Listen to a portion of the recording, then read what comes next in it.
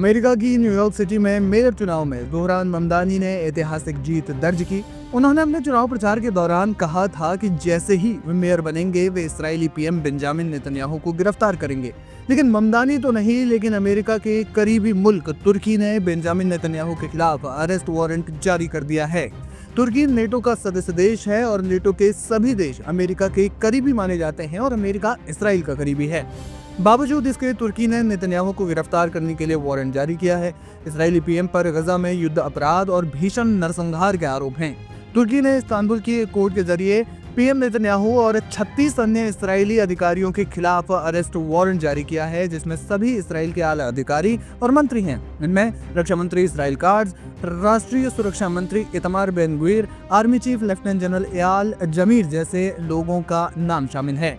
इन पर आरोप है कि इन्होंने गजा में नरसंहार और क्राइम्स अगेंस्ट ह्यूमैनिटी यानी मानवता के विरुद्ध अपराध किया है। तुर्की ने इसे इंटरनेशनल क्रिमिनल कोर्ट वारंट से जोड़ते हुए कहा कि इसराइल ने व्यवस्थित रूप से अपराध किए हैं। देश के मुख्य अभियोजक के कार्यालय ने कहा कि वारंट इंटरनेशनल क्रिमिनल कोर्ट के जुलाई 2024 के वारंट से प्रेरित है, जिसमें नेतन्याहू पर युद्ध अपराधों के आरोप लगे थे। तुर्की नेटो का मेंबर है, जो इसे और भी ज्यादा महत्वपूर्ण बनाता है। इसराइल ने इसे अस्वीकार्य बताया और कहा कि ये राजनीतिक प्रपंच है। तुर्की के राष्ट्रपति रजब तैयब एर्दोआन ने इस कदम से अपनी इसराइल विरोधी नीति को और भी मजबूत किया है। हमास ने वारंट का स्वागत किया और कहा कि ये तुर्की की जनता और नेतृत्व की नोबल पोजीशन को कंफर्म करता है, लेकिन इसराइल ने इसे पीआर स्टंट बताया। इसराइली विदेश मंत्री गिदोन सार ने कहा कि एर्दोआन के राज में तुर्की में न्यायपालिका राजनीतिक हथियार बन चुकी है। ये वारंट तुर्की में प्रवेश पर लागू होगा, लेकिन वैश्विक स्तर पर दबाव बढ़ाएगा। ये वारंट वैसे तो इसराइली प्रधानमंत्री बेंजामिन नेतन्याहू के तुर्की में प्रवेश पर लागू होगा, लेकिन वैश्विक स्तर पर ये दबाव बढ़ाएगा, खासकर जब ट्रम्प प्लान में तुर्की की भूमिका पर सवाल उठ रहे हैं। आपको बता दें कि गजा में 2 साल से चल रही कत्लोगारत अभी भी जारी है।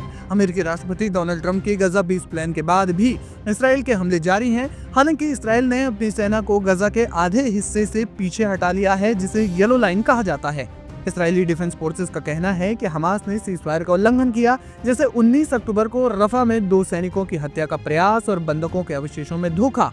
वहीं प्रधानमंत्री बेंजामिन नेतन्याहू ने कहा कि हम शांति चाहते हैं, लेकिन आतंकियों को निहत्था करना जरूरी है। ट्रंप प्रशासन ने भी इसराइल का समर्थन किया, ये कहते हुए कि हमास की समय खरीदने की चाल जिम्मेदार है। आईडीएफ के अनुसार युद्ध विराम के बाद हमास ने इसका 18 बार उल्लंघन किया, जिसमें टनल निर्माण और हथियार जमा करना शामिल है। कुल मिलाकर गजा में सीज़फायर के बाद भी तनाव जारी है, कत्लोगारत जारी है और दूसरी ओर तुर्की ने इसराइली प्रधानमंत्री बेंजामिन नेतन्याहू के खिलाफ अरेस्ट वारंट जारी कर दिया है।